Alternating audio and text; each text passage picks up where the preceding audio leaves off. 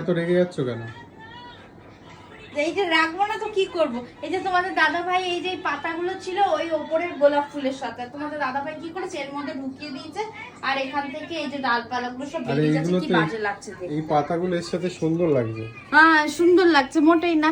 এগুলো এই লাল গোলাপের সাথেই ছিল, ভাল লাগছিল। আর এখানটা কেমন ঝাঁপ হয়ে গেছে, দেখতে ভালো লাগছে না।